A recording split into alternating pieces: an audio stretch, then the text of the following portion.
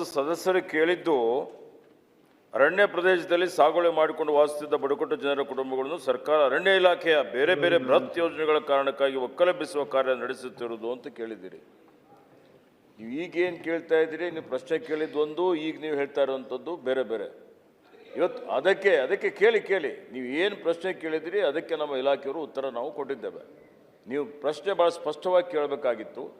ಇವತ್ತು ಅರಣ್ಯ ಇಲಾಖೆ ವತಿಯಿಂದ ಈಗಲೂ ಹೇಳ್ತಾ ಇದ್ದೇನೆ, ನಮ್ಮ ಕಡೆಯಿಂದ ಯಾವುದೇ ಅರಣ್ಯವಾಸಿಗಳಿಗೆ ಒಕ್ಕಲೆಬ್ಬಿಸಿಲ್ಲ ಇವತ್ತಿಗೂ. ಅಲ್ಲಿ ಯಾವಾಗ ಅರಣ್ಯ ಇಲಾಖೆ ವತಿಯಿಂದ ನಾವು ಇವತ್ತು ಅರಣ್ಯ ಅಭಯಧಾಮ ಅಂತೇಳಿ ನಾವೇನು ಘೋಷಣೆ ಮಾಡಿದ್ದೀವಿ, ಸಂರಕ್ಷಿತ ಪ್ರದೇಶ ಅಂತ ಘೋಷಣೆ ಮಾಡಿದ್ದೀವಿ. ಆ ಘೋಷಣೆ ಮಾಡಿದಂಥ ಸಂದರ್ಭದಲ್ಲಿ ಯಾರ್ಯಾರು ಅರಣ್ಯವಾಸಿಗಳಲ್ಲಿ ಇದ್ದರು ಅಲ್ಲಿ ಅಂಥವರಿಗೆ 2 ಪ್ಯಾಕೇಜ್ಗಳನ್ನು ಮಾಡಲಾಗಿದೆ. ಒಂದು ಪ್ಯಾಕೇಜ್ ವಿಶೇಷ ಪ್ಯಾಕೇಜ್ ಇವತ್ತು ಕುದುರೆಮುಖ ರಾಷ್ಟ್ರೀಯ ಉದ್ಯಾನವನ. ಈ ಕುದುರೆಮುಖ ರಾಷ್ಟ್ರೀಯ ಉದ್ಯಾನವನದಲ್ಲಿ ಏನು ಸುಮಾರು 1300 ಪರಿವಾರಗಳಿದ್ದಾವೆ. ಅದಲ್ಲೇ 300 ಪರಿವಾರಗಳಿಗೆ ಸ್ವ ಇಚ್ಛೆಯಿಂದ ನಾವು ಅರಣ್ಯದವರು ಒತ್ತಾಯಪೂರ್ವಕವಾಗಿ ಯಾರೇ ಅರಣ್ಯವಾಸಿಗಳಿಗೆ ಒಕ್ಕಲೆಬ್ಬಿಸುವಂಥದ್ದು ಆಗಿಲ್ಲ. ಯಾರು ಸ್ವ ಇಚ್ಛೆಯಿಂದ ಅರಣ್ಯದ ಒಳಗಡೆ ವಾಸ ಮಾಡ್ತಾ ಇದ್ದಾರೆ ಅಂಥವರು ನಾವು ಇವತ್ತು ರಿಲೋಕೇಟ್ ಆಗ್ತೀವಿ, ಬೇರೆ ಕಡೆ ನಮಗೆ ಮುಖ್ಯವಾಹಿನಿಗೆ ಹೋಗ್ತೀವಿ ಅಂತ ಹೇಳಿದರೆ ಅಂಥವರಿಗಾಗಿ ಇವತ್ತು ಒಂದು ಕುದುರೆಮುಖದಲ್ಲಿ ಒಂದು ವಿಶೇಷ ಪ್ಯಾಕೇಜ್ 2005ರಲ್ಲಿ ಸರ್ಕಾರ ಘೋಷಣೆ ಮಾಡಿದೆ. ಅದರಲ್ಲಿ ಸುಮಾರು 300 ಪರಿವಾರಗಳು ಈಗಾಗಲೇ ನಾವು ಅವರಿಗೆ ಸ್ಥಳಾಂತರ ಮಾಡಿದ್ದೇವೆ.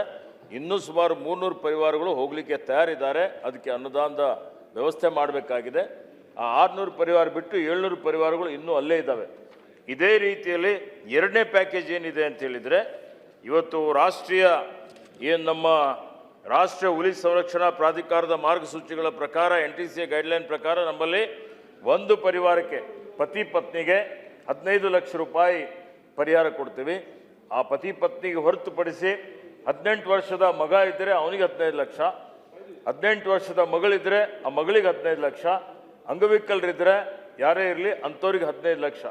ಇದು 2 ಪ್ಯಾಕೇಜ್ಗಳು ಈಗ ಜಾರಿಯಲ್ಲಿದ್ದಾವೆ.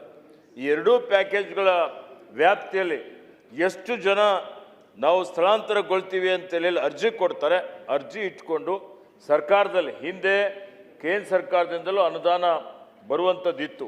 ಈಗ ಅದು ಎಲ್ಲ ಸ್ಟಾಪ್ ಆಗಿದೆ. ರಾಜ್ಯ ಸರ್ಕಾರನೇ ಅನುದಾನ ಕೊಡಬೇಕಾಗ್ತದೆ.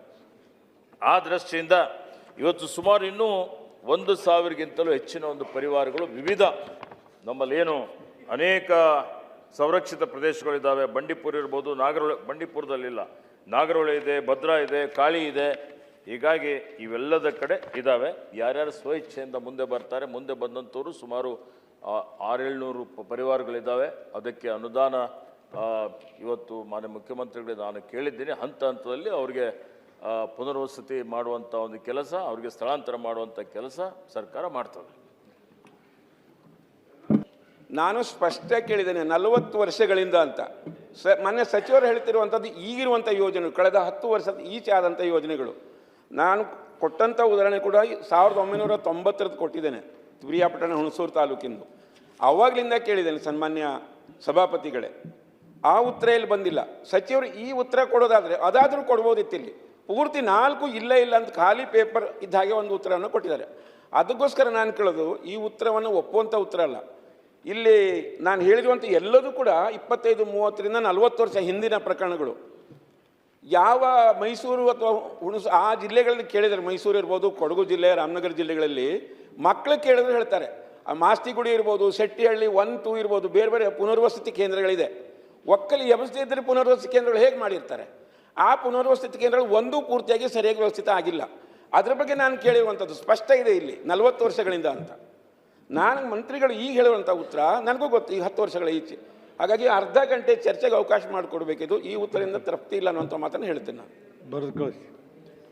ಸನ್ಮಾನ್ಯ ಸಭಾಪತಿಗಳೇ, ಸದಸ್ಯರು ಏನು ಕೇಳಿದ್ರು ಅದಕ್ಕೆ ಭಾಳ ಸ್ಪಷ್ಟವಾಗಿ ನಾವು ಉತ್ತರವನ್ನು ಕೊಟ್ಟಿದ್ದೇವೆ. ಇದರಲ್ಲಿ ಈಗ ತಾವೇನು ಕೇಳ್ತಾ ಇದ್ದೀರಿ ಅದಕ್ಕೆ ಬೇಕಾದರೆ ಅರ್ಧ ಗಂಟೆ ಚರ್ಚೆಗೆ ಅವಕಾಶ ಕೊಡಿ, ವಿಸ್ತೃತವಾಗಿ ಚರ್ಚೆ ಆಗಲಿ. ನೋಡಿ.